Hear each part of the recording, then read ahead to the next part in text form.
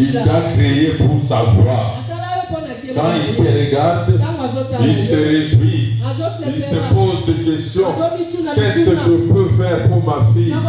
Qu'est-ce que je peux faire pour mon fils? Le diable peut fomenter des complots. Il ne pourra jamais réussir. Parce que c'est toi qui sortiras toujours victorieux. Et que le Seigneur vous bénisse et nous l'acclamons très fort. Ok, merci sans plus tarder. Je vous demande de mettre des mots pour la parole de Dieu. Nous allons lire dans Juge chapitre 1. À partir du verset 29 et suivant. Alors, le message de ce matin, le respect de vœux. Les enfants de Dieu ne respectent jamais le vœu. Alors, nous voulons lire ce passage. Je crois que nous allons soutirer quelques leçons. L'Esprit du Seigneur s'empara de Jephthé. Il parcourut la région de Galade et le territoire de Manassé. Puis il se rendit à Mitzpé, en Galade, pour passer dans le territoire des Ammonites. Il fit cette promesse solennelle au Seigneur. Si tu livres les Ammonites à mon pouvoir, je te consacrerai et t'offrirai en sacrifice complet la première personne qui sortira de ma maison pour venir à ma rencontre. Lorsque je reviendrai victorieux de chez les Ammonites. Jephthé franchit la frontière pour combattre les Ammonites. Et le Seigneur lui livra. Jephthé remporta une éclatante victoire. Il s'empara de 20 localités situées entre Aroé, les alentours de Milite et Abel-Kéramim. Les Ammonites durent alors se soumettre aux Israélites. Lorsque Jephthé revint chez lui à Mispa, ses fils sa fille qui sortit à sa rencontre, en dansant au rythme des tambours. Elle était sa fille unique. Il n'avait pas d'autre enfant. Dès qu'il la vit, il déchira ses vêtements et s'écria: ah ma fille, tu me plonges dans les malheurs. Tu es toi-même la cause de mon désespoir. J'ai pris un engagement envers le Seigneur. Et je ne peux pas revenir sur ma promesse. Elle lui répondit: si tu as pris un engagement envers le Seigneur, agis à mon égard comme tu le lui as promis. Puisque tu as permis de te venger de tes ennemis ammonites. Cependant, ajouta-t-elle, accorde-moi un délai de 2 mois. Je me rendrai sur les collines avec mes amis pour me lamenter de devoir mourir avant d'avoir été marié. Jephthé lui donna la permission de partir pendant 2 mois. Elle alla donc sur les collines avec ses amis se lamenter de devoir mourir avant d'avoir été marié. Au bout de 2 mois, elle est retournée auprès de son père qui a accompli à son égard ce qu'il avait promis. Elle mourut alors qu'elle était encore vierge. Dès lors, la coutume suivante s'est établie en Israël. Chaque année, les femmes israélites vont pleurer pendant 4 jours sur le sort de la fille de Jephthé, les Galadites. C'est la parole de Dieu. Nous l'acclamons très fort. Vous pouvez vous asseoir, merci. Bien aimé dans le Seigneur. Il s'agit de Jephthé. Qui est Jephthé?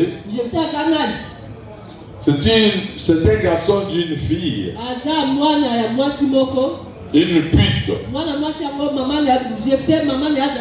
qui a eu le mariage, la grossesse avant mariage. Son père, dont vous connaissez le nom, donc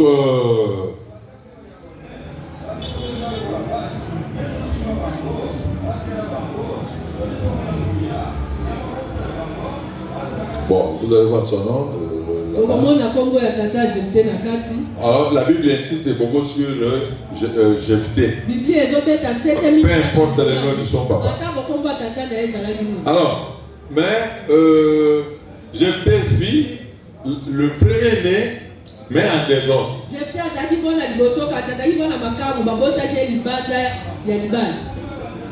Alors, son père s'est marié officiellement. Il a eu d'autres enfants avec une autre femme. Plus les enfants grandissaient, alors ils se sont rendus compte que Jephthé n'était pas de la même mère. Ça doit être sous l'influence de sa mère, de leur maman. Mais Jephthé était choisi par Dieu pour diriger Israël. Bien aimé, je vous assure que dans ce monde, il ne faut jamais négliger quelqu'un. Vous ne savez pas ce que la personne là pourra faire pour toi demain. Parce qu'aujourd'hui, les gens voient plus le matériel. Ils sont ensemble avec ceux qui ont le matériel. Mais ceux qui n'ont rien sont négligés. Alors faites attention. Dans une famille, peut-être celui que vous négligez, celui qui pourra sauver toute la famille. Il n'est pas dit que pour être vraiment responsable de la famille, il faut être l'aîné de la famille. La Bible ne dit pas ça. Ça, ce sont les coutumes des Juifs. Parce que les Juifs avaient aussi une coutume. Dieu s'est choisi un peuple qui avait ce coutume et ce mœurs. Lorsque nous lisons la Bible, et nous allons voir que c'est une histoire aussi d'un peuple. Malheureusement, ils voulaient imposer au monde leurs coutumes. Mais ça n'a pas marché. Je vois que je donne cours sur l'évangile dans la culture.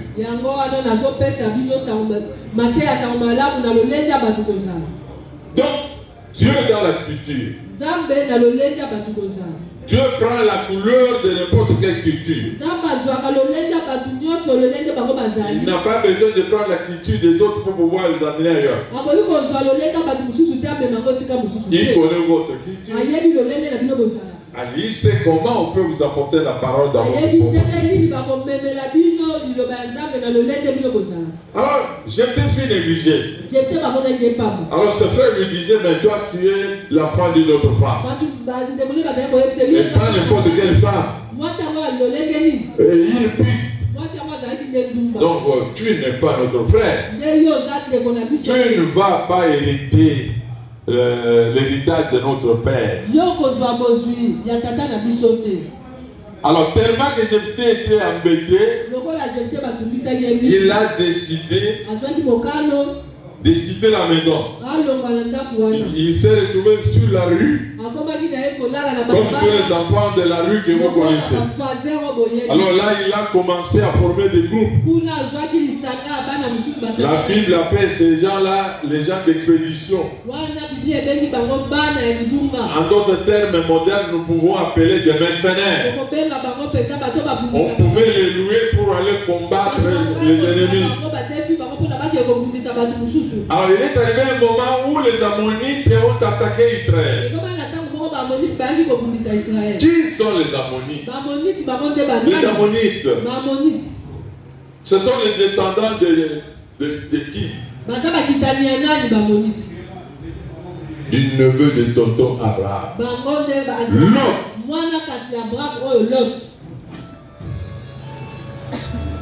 Vous savez que Lot a fini sa vie dans la déterre avec ses propres filles.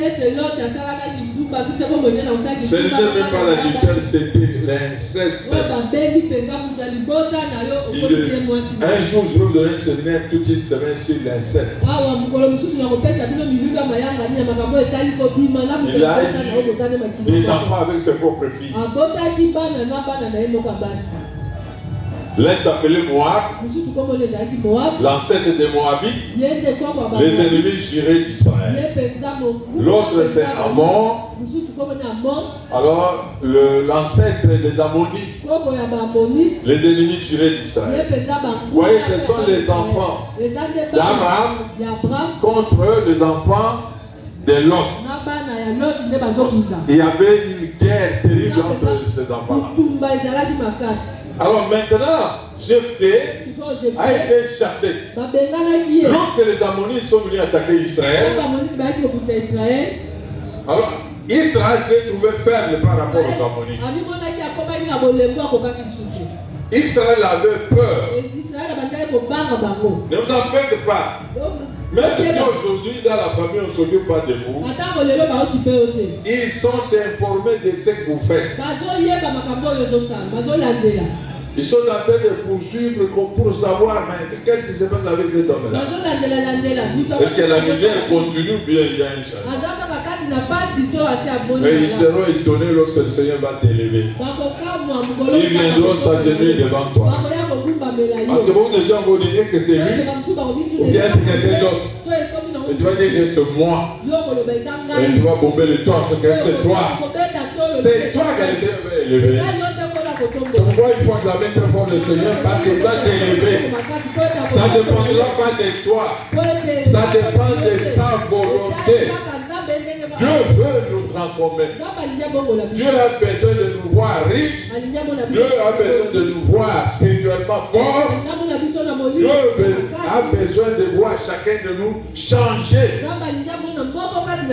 Il doit faire la différence entre ceux qui lui servent et ceux qui ne font rien. Alors bien aimés, les anciens d'Israël sont allés chercher Jephthé. Nous avons besoin de toi. Nous avons appris tes exploits. Est-ce que tu peux venir avec nous? Tu veux venir avec nous? Jephthé a commencé à poser des conditions. Si je dois venir avec vous, alors je serai votre chef. Tous les nations ont applaudi. Oui, nous acceptons. Nous sommes d'accord que tu deviennes notre chef. C'est ainsi que Jephthé a accepté. Il est allé avec eux. Quand il est allé avec eux, il a grandi. Il a commencé, il est devenu juge en Israël. Le fils de pute. Juge en Israël.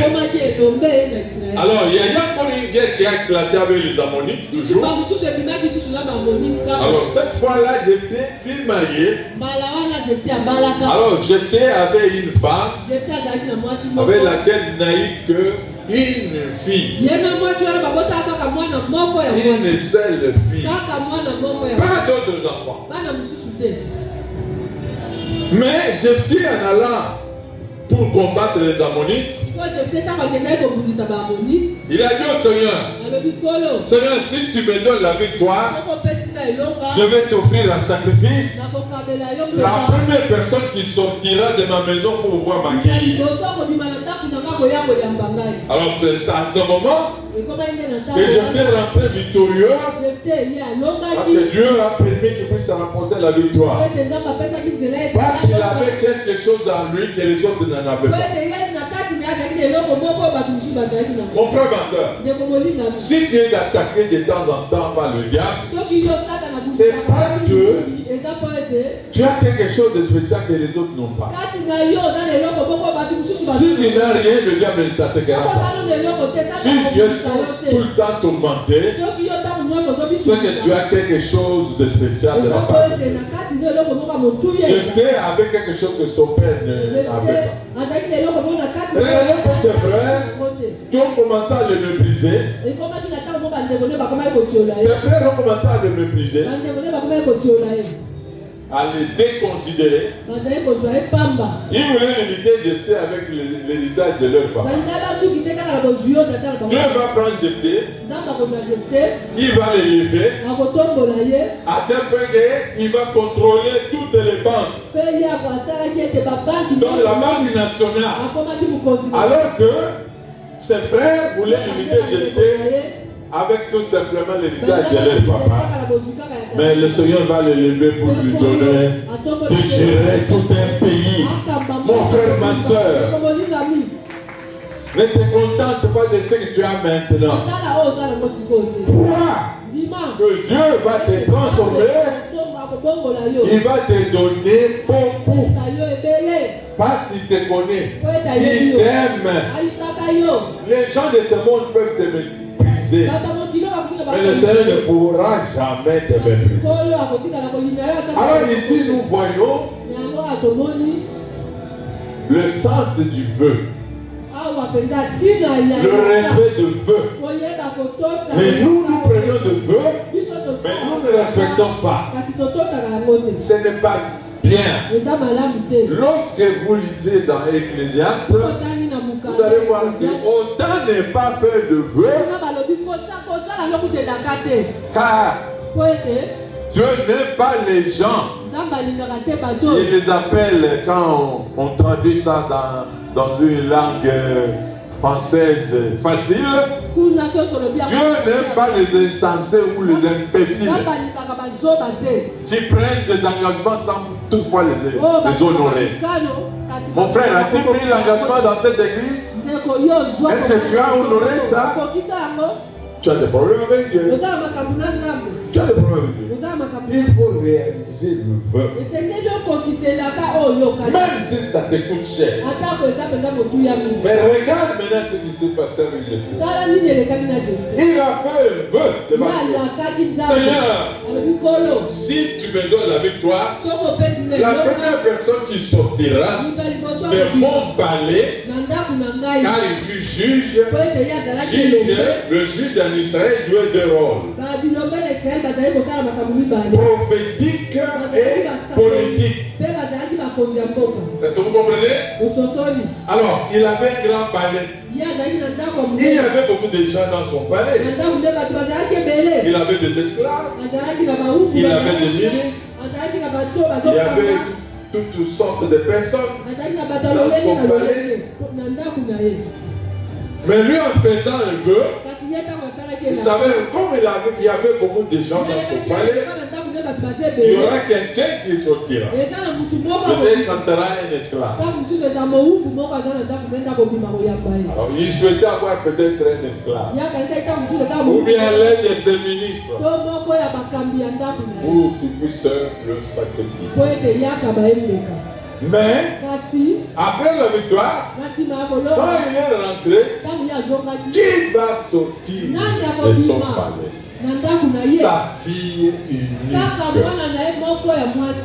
Mais quand il a vu sa fille unique, il a commencé à pleurer. La Bible nous dit qu'il a déchiré ses vêtements. Il dit, mais ma fille, pourquoi tu m'as fait cela? J'ai promis au Seigneur que je pourrais sacrifier la première personne qui se rendra de mon palais. Et sa fille aussi va dire à son père que, en tout cas, papa, comme tu as fait un vœu à Dieu, n'hésite pas de l'accomplir. Même s'il s'agit de moi, ta fille, accomplis ton vœu. Son papa était très inquiet. Il a beaucoup pleuré. Fille unique de son père. Vous comprenez cela? Lorsqu'on donne ici, par exemple, on vous demande un défi pour pouvoir contribuer pour la construction. Regardez les travaux. Ils sont un peu arrêtés.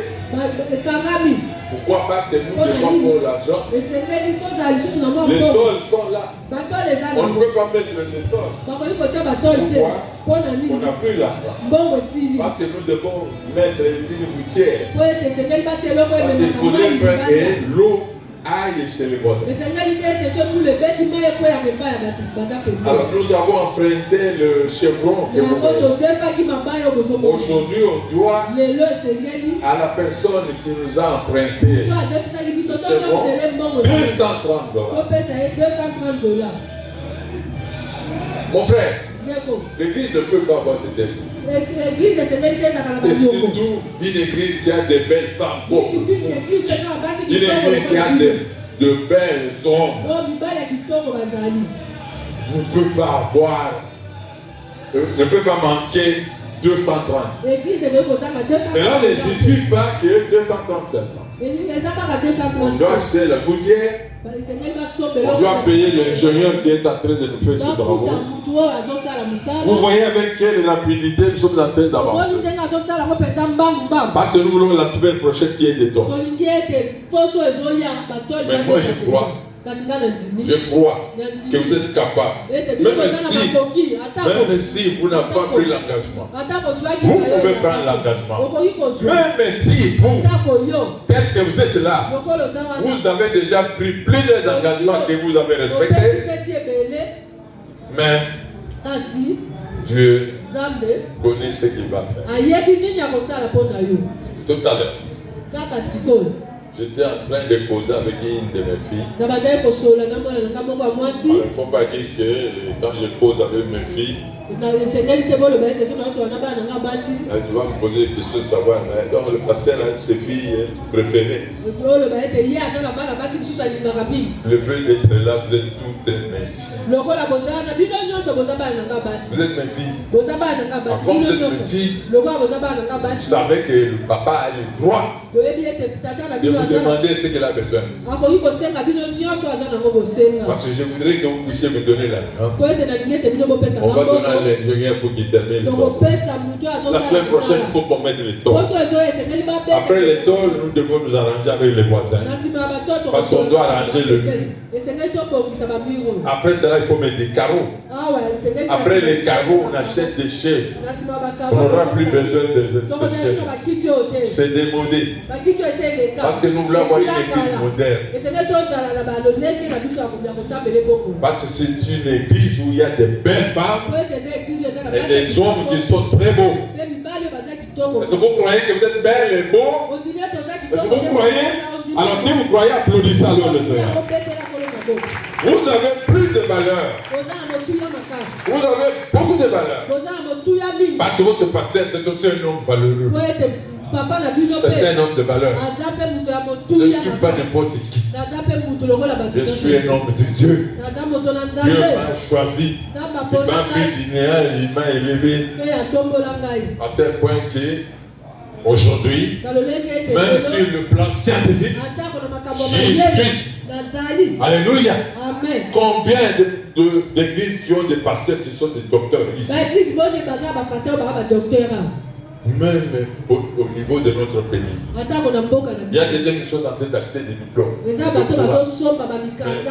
Votre papa a souffert pendant 10 ans pour pouvoir obtenir son diplôme. C'est un homme qui est recherché.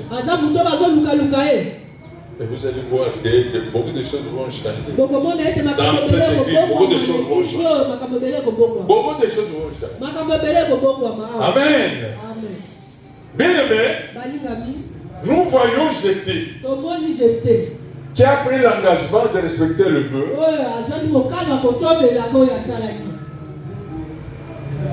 Alors, quel feu? Il devait sacrifier la première personne qui va sortir. Et la première personne, c'est sa fille aînée. Vous savez ce que les enfants valent en Israël. En Israël, quand une femme n'a pas d'enfant, elle est considérée comme maudite. Maintenant, lui qui n'a eu qu'une fille,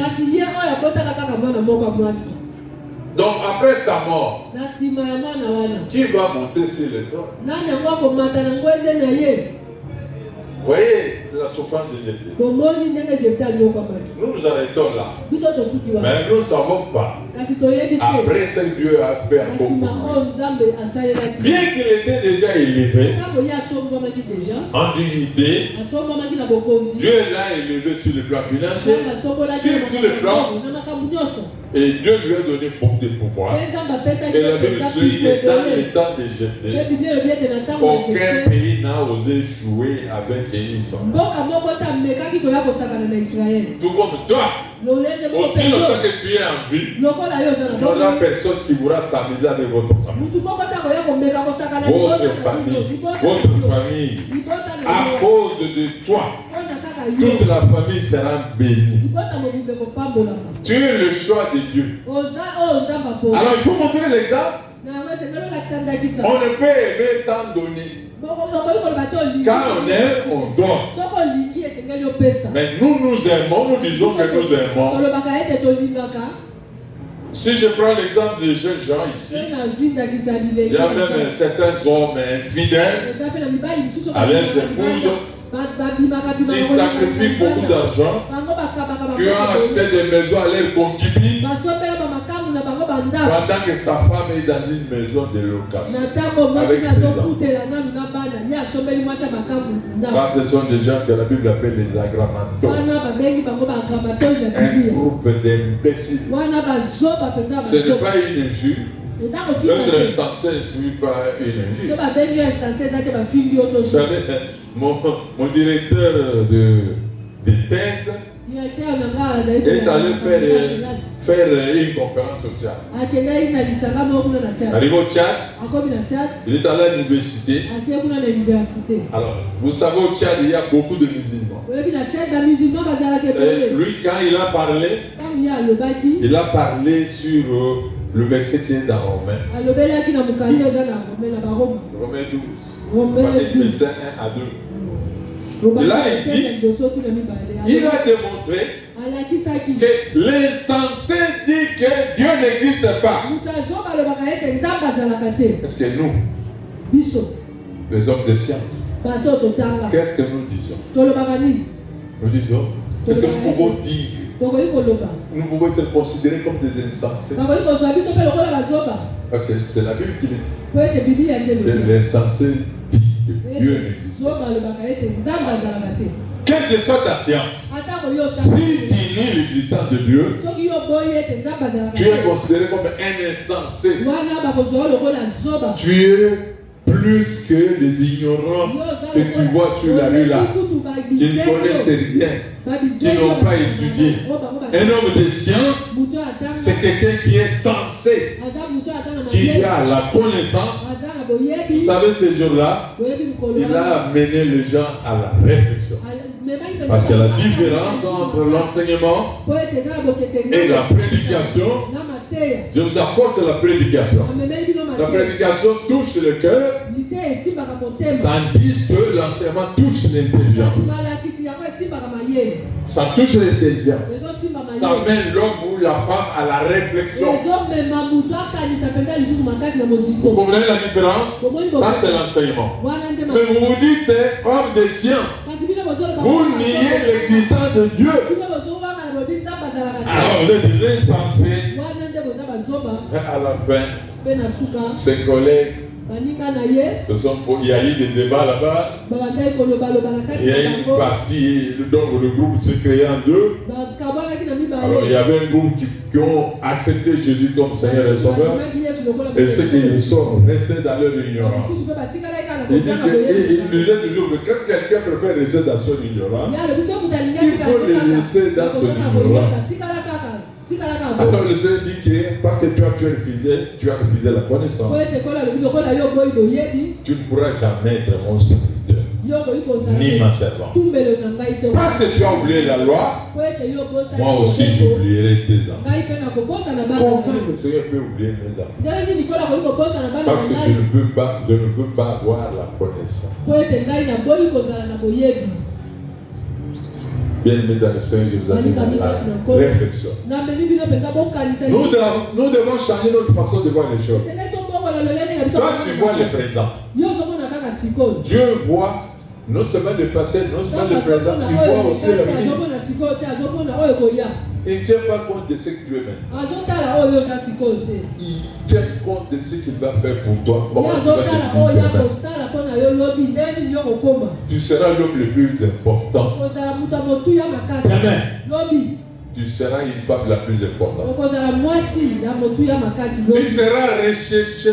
On viendra te voir. Pendant que toi tu continues à sommeiller, il y aura déjà 4 heures de gens qui t'attendent dans la paillote pour que tu puisses les recevoir. C'est pourquoi mon frère dans ce monde, ne vous moquez jamais des gens. Ne méprisez jamais les gens. On ne sait jamais.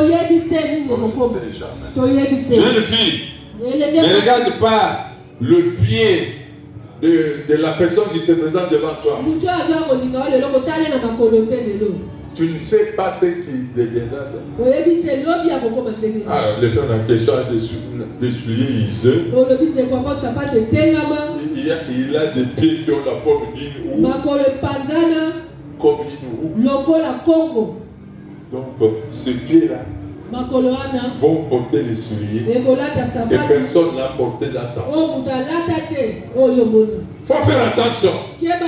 Amen. Amen. Dites Amen très fort. Amen très fort.